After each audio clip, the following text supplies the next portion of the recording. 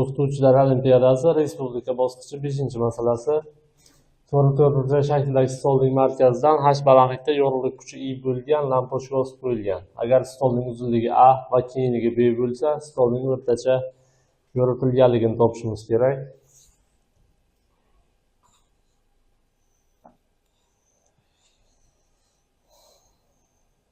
Bu stol bo'lsin. Stol markazidan h balandlikda yorug'lik kuchi I bo'lgan lampochka osib qo'yilgan. Stolning o'rtacha yoritilganligini aniqlash uchun stolga tushayotgan to'la yorug'lik oqimini stolning yuzasiga bo'lishimiz kerak. Yoki to'la yorug'lik oqimini aniqlash uchun birinchi stolning kichik qismiga tushayotgan defi yorug'lik oqimini aniqlab, shuni integrallab stol yuzasiga bo'lishimiz kerak. Keling, koordinatalar sistemasi kiritaylik. Bu x o'qi bo'lsin. Bunisi esa y o'qi. Kichik stol bo'lagini tasavvur qilaylik. ds yuzali. Shu bo'lagning koordinatalari x va y bo'lsin. Defi yorug'lik oqimi, mana shu qismga tushayotgan yorug'lik oqimi y ko'paytirilgan ds orqali aniqlanadi. Bunda y yoritilganlik. Yoritilganlikni aniqlashimiz uchun lampochkalarni shuni tutashtiramiz. Demak, shu yorug'lik nuri shu juda kichik qism bo'lagiga tushmoqda. Tushayotgan shu masofani katta yer orqali ifodalasak, y o'rniga I taqsim r kvadrat kosinus fi ds yozishimiz mumkin bo'ladi. Bunda kosinus fi tushayotgan yorug'lik va normal orasidagi burchak, shu burchagimiz fi ga teng, o'z navbatida mana bu burchak ham fi ga teng ekanligini ko'rishimiz mumkin. Shunday qilib d fi teng bo'ladi I taqsim r kvadrat kosinus fi o'rniga yopishgan katetni gipotenuzaga nisbati h taqsim r yozishimiz mumkin. Ko'paytirilgan ds. Lekin bu ham teng bo'ladi I ko'paytirilgan h taqsim r ning kubi ds ga.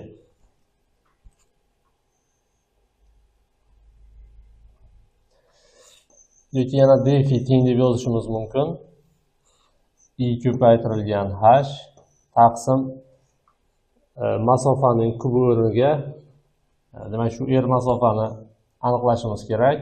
Buning uchun birinchi bo'lib mana bu masofani aniqlaymiz. Bu masofa Pifagor teoremasidan ildiz ostida x kvadrat qo'shilgan y kvadratga teng ekanligini aytishimiz mumkin. Bu yana ushbu to'rtburchak uchburchakdan katta yerning qiymati h kvadrat qo'shilgan x kvadrat qo'shilgan y kvadratga teng ekanligini ko'rishimiz mumkin. H kvadrat qo'shilgan x kvadrat qo'shilgan y kvadrat.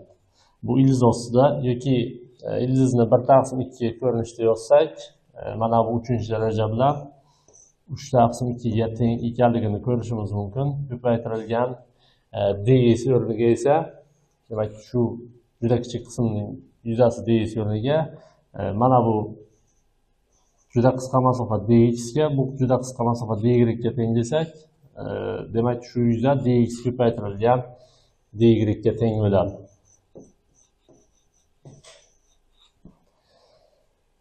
Endi to'la yorug'lik oqimini aniqlash uchun integral dfi yozishimiz mumkin. E'tibor qaratadigan bo'lsak, biz aniqlagan dfi ikki o'zgaruvchidan tashkil topgan. Shu sababli ikkita integral yozamiz. Birida x teng deb boshlanadi, birida esa y teng 0 deb boshlaymiz. Xo'sh, e'tibor qaratadigan bo'lsak, koordinatalar boshi 0 nuqtada stolning uzunligi a ga teng bo'lganligi uchun bu nuqta a taqsim 2 ga teng bo'ladi. Mos ravishda bu nuqta b taqsim 2 ga. agar integralimiz 0 dan a taqsim 2 gacha va 0 dan b taqsim 2 gacha o'zgaradi deb hisoblasak, biz aniqlayotgan yuza yorug'lik oqimi mana bu sirtga tushayotgan yorug'lik oqimini aniqlaymiz. O'z navbatida bu yorug'lik oqimi stol simmetrik bo'lganligi uchun shu 4 dan 1 qismga tushadigan yorug'lik oqimini 4 ga ko'paytirsak, stolga tushadigan to'la yorug'lik oqimini aniqlagan bo'lamiz. Bunday qilishimiz qulayligi integralni hisoblash, aniq integralni hisoblash biroz osonlashadi. Demak, x'imiz a taqsim 2 gacha, y'imiz b taqsim 2 gacha o'zgaradi. Endi i ko'paytirilgan h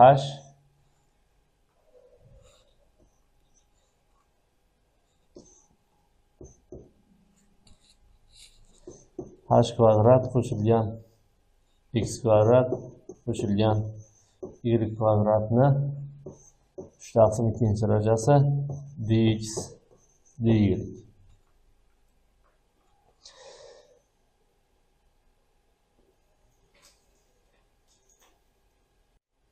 Ushbu integralni birinchi, demak, ichki qismini hisoblaymiz.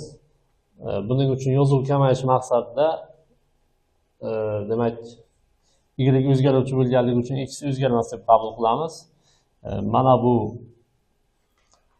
ifodani qandaydir c kvadrat orqali ifodalaylik. Bu yozuv kamaytirish maqsadida.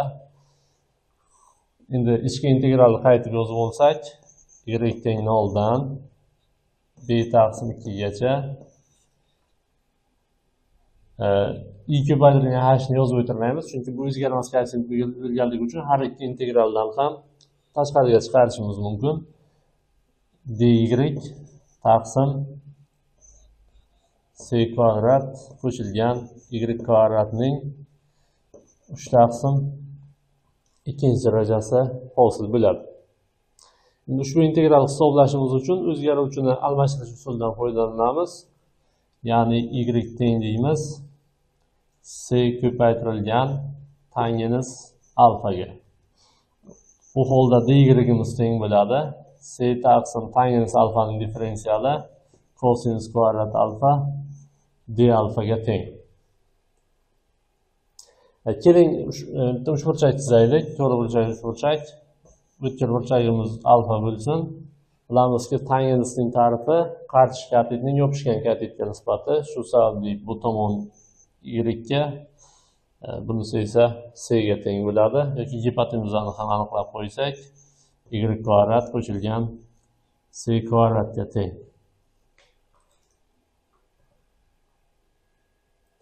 Ushbu uchburchakdan keyinchalik foydalanamiz.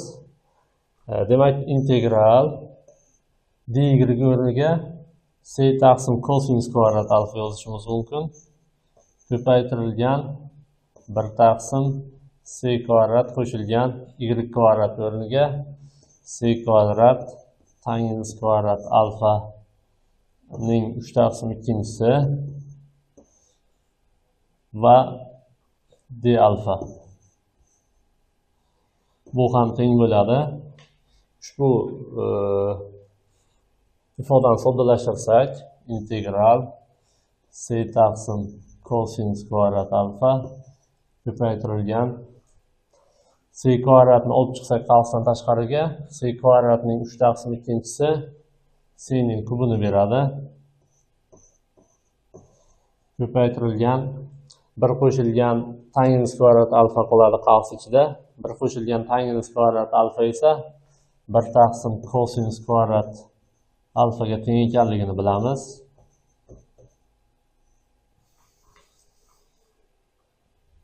Ko'paytirilgan d alfa.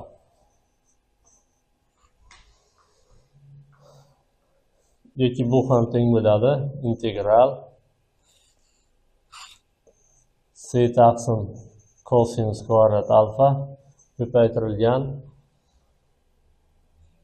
kasr chizig'i c kub mahrajda 1 taqsim kosinus kvadrat alfaning 3 taqsim 2 darajasi kosinus kub alfa bo'lishini ko'rishimiz mumkin. D alfa yoki bu ham teng bo'ladi. Ushbu qisqarishini ko'rishimiz mumkin ifoda. Bunisi bilan bu suratda kosinus alfa taqsim c kvadrat d alfa. Yoki bu ham teng bo'ladi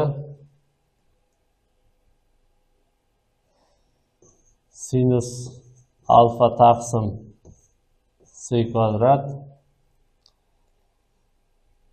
qo'shilgan qandaydir c shtrix o'zgarmas koeffitsient. Bu aniq, noaniq integral bo'lgani uchun. Endi sinus alfa o'rniga ushbu shortchakdan foydalansak, y taqsim y kvadrat qo'shilgan c kvadrat yozishimiz mumkin. Y taqsim y kvadrat qo'shilgan c kvadrat va c kvadratni unutmaymiz. Demak, limit chegaralarni yozishimiz mumkin. Y-imiz 0 dan demak b taqsim 2 gacha o'zgaradi. Bu ham teng bo'ladi. Birinchi bo'lib b taqsim 2 ni keltirib qo'yganimizda b taqsim 2 c kvadrat y kvadrat qo'shilgan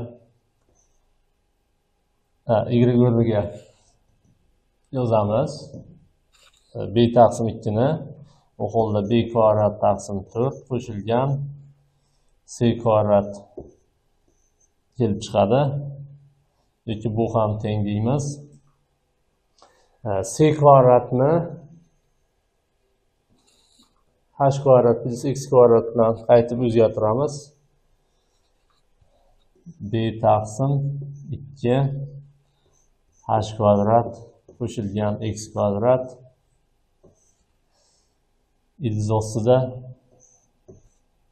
b kvadrat taqsim 4 yana c kvadrat o'rniga h kvadrat qo'shilgan x kvadrat yozamiz. Shu bilan ichki integral hisobladik. Endi qaytib o'sha phi ni yozaylik. Phi teng edi. Ichki integral joyiga uni yozamiz. Demak, phi teng x teng 0 dan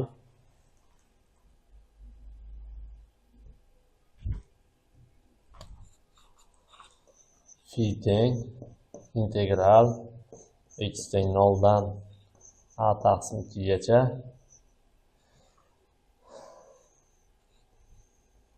suratda i ko'paytirilgan h bor edi. Demak, i ko'paytirilgan h ko'paytirilgan b taqsim 2 h kvadrat qo'shilgan x kvadrat ildiz ostida b kvadrat taqsim 4 qo'shilgan h kvadrat qo'shilgan x kvadrat ko'paytirilgan dx.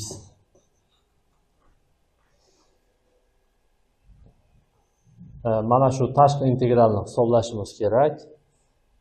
Buni hisoblashda yana yozuvni kamaytirish maqsadida yana o'zgaruvchi yana bir bu ikki o'zgarmasni yana bir o'zgarmas k kvadratni almashtiraylik. Demak, phi teng bo'ladi. O'zgarmaslarni integraldan tashqariga olib chiqsak, i bh taqsim 2 integral x teng 0 dan a taqsim 2 gacha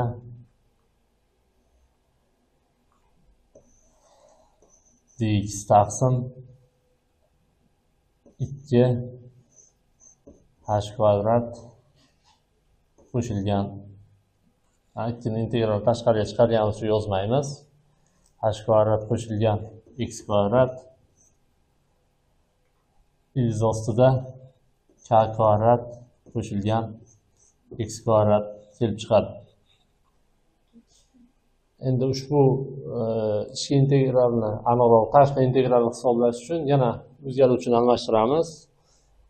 X ni k ko'paytirilgan tangens beta bilan almashtirsak, dximiz teng bo'ladi k taqsim kosinus kvadrat beta d betaga yoki yana uchburchak chizamiz. Bu burchagimiz betaga teng bo'lsa, bu x, bu k bo'ladi. Gipotenuza ildiz ostida x kvadrat qo'shilgan k kvadratga teng bo'ladi.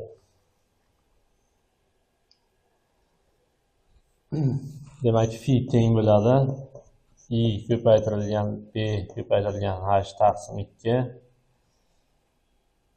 integral dx o'rniga k taqsim kosinus kvadrat beta yozamiz.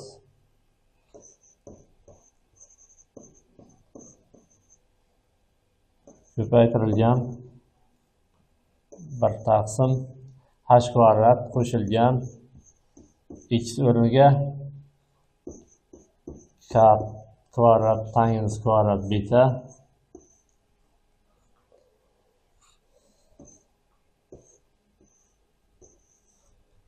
ko'paytirilgan ildiz ostida k kvadrat qo'shilgan k kvadrat tangens kvadrat beta.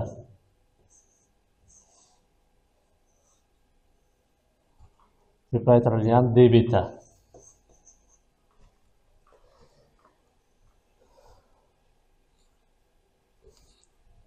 Endi soddalashtirishga harakat qilamiz. Phi teng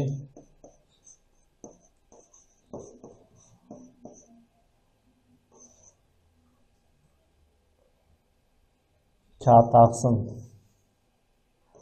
kosinus kvadrat beta.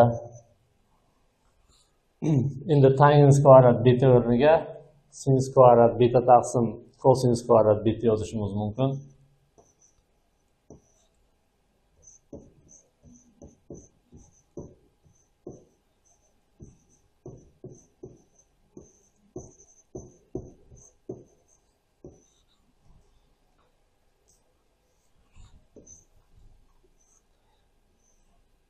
Yoki ildiz ostini hisoblashimiz mumkin. K kvadratni olib chiqsak, k ko'paytirilgan 1 qo'shilgan tangens kvadrat beta. Bilamizki 1 taqsim kosinus kvadrat betaga teng bo'ladi. Yoki 1 taqsim kosinus beta. Kosinus betani suratga yozishimiz mumkin.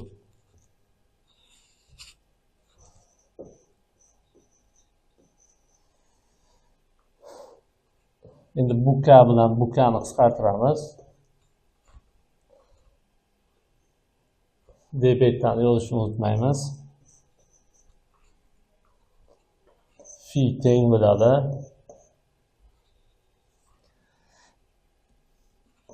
kosinus beta taqsim bu kosinus betani qavs ichiga olib kirishimiz mumkin. Demak, h kvadrat ko'paytirilgan kosinus kvadrat beta o'rniga esa 1 minus sinus kvadrat beta yozamiz. Qo'shilgan bu kosinus kvadrat beta bilan bu kosinus kvadrat beta qisqarsa k kvadrat sinus kvadrat beta hosil bo'ladi. Ko'paytirilgan d beta.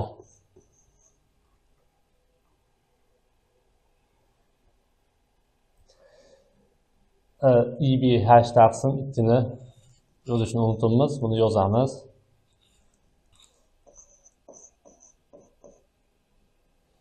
Integral belgisi.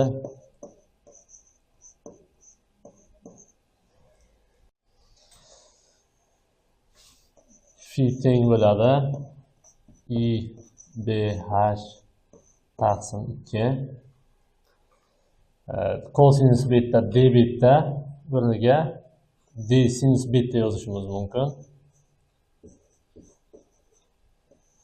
Taqsim h kvadrat minus h kvadrat sinus kvadrat beta qo'shilgan k kvadrat o'rniga belgilab olganimizni keltirib qo'ysak soddalashadi ancha. Demak, k kvadrat o'rniga b kvadrat taqsim 4 qo'shilgan h kvadrat yozamiz. b kvadrat taqsim 4 qo'shilgan h kvadrat edi. Demak, sinus kvadrat beta bilan ko'paytiramiz.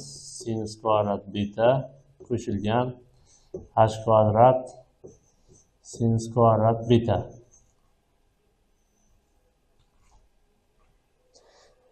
Demak, mana bu ikkisi ixchamlanishini ko'rishimiz mumkin. Fi teng bo'ladi I B H taqsim 2 integral. Yana bitta o'zgaruvchi kiritamiz. Buni yetish uchun sinus betani t orqali ifodalasak,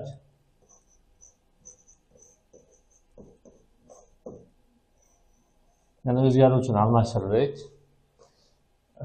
dt taqsim, shuningdek mahrajdan h kvadratni olib chiqsak, bu h kvadrat o'rniga 1 qoladi, qo'shilgan b kvadrat taqsim 4h kvadrat ko'paytirilgan sinus kvadrat beta o'rniga t kvadrat yozishimiz mumkin.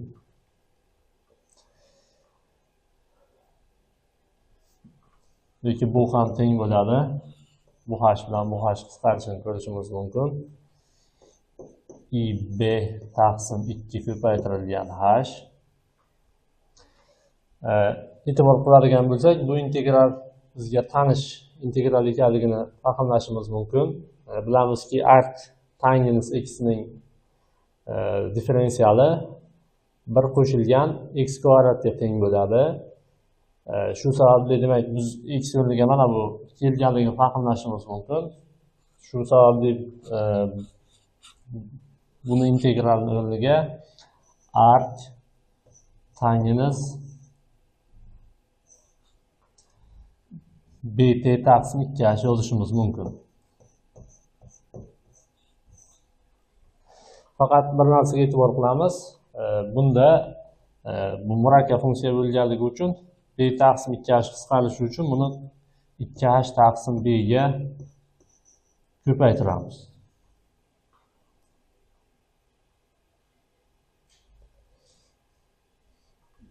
Bu 2h bilan 2h ni, bu b bilan b ni qisqartirsak, fi teng bo'ladi I ko'paytirilgan arc tangens b taqsim 2h ko'paytirilgan t o'rniga sinus beta yozishimiz mumkin.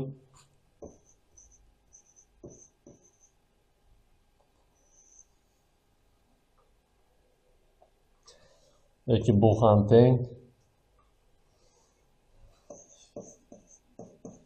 I arc tangens b taqsim 2h ko'paytirilgan sinus beta o'rniga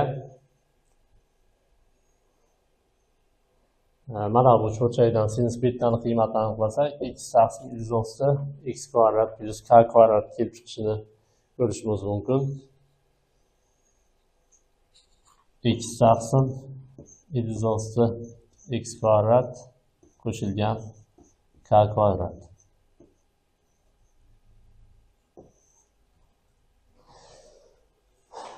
Nihoyat buni limit chegaralarni yozishimiz mumkin. X 0 dan a taqsim 2 gacha o'zgaradi. Shunday qilib fi teng bo'ladi I ko'paytirilgan arc tangens b taqsim 2h ko'paytirilgan x o'rniga a taqsim 2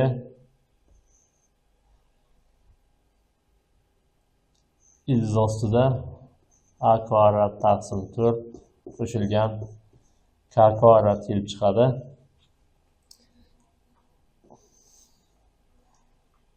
Keyingi holatga 0 keltirib qo'yganimizda esa 0 bo'lishini ko'rishimiz mumkin. Uni hisoblamaymiz. Endi fi teng bo'ladi I ko'paytirilgan arc tangens AB taqsim 4h ildiz ostida a kvadrat taqsim 4 qo'shilgan k kvadrat o'rniga ham keltirib qo'yamiz.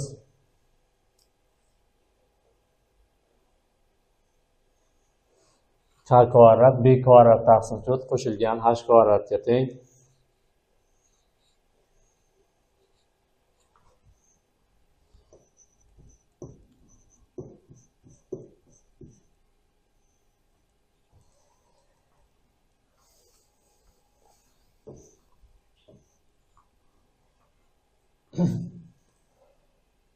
Bu aniqlagan fimiz stolning 4dan 1 qismiga tushayotgan yorug'lik oqimi, stolga tushayotgan fi umumiy yorug'lik oqimi esa 4 figa teng bo'ladi.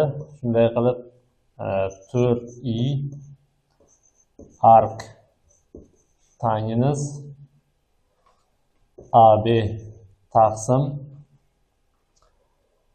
bu 4ni 2 ko'paytirilgan 2 deb ikkilardan birini ildiz ostiga kiritsak 2h ildiz ostida a kvadrat qo'shilgan b kvadrat qo'shilgan 4h kvadrat hosil bo'ladi.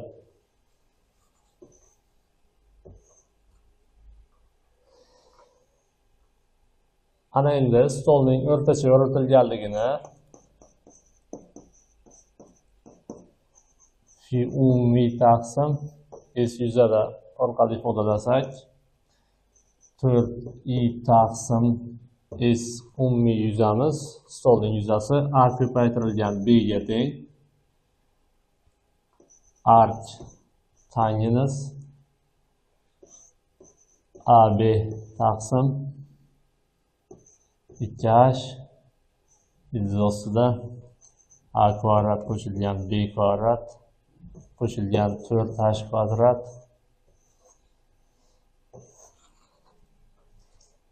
kelib chiqadi. Demak, bu stolning o'rtacha yoritilganligi.